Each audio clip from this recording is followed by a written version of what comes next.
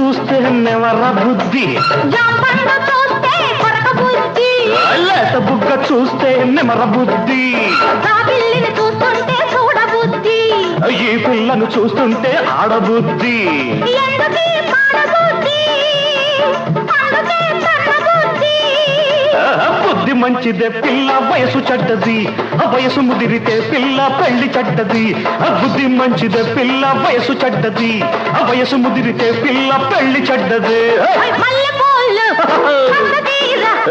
ఎర్రగాజులు,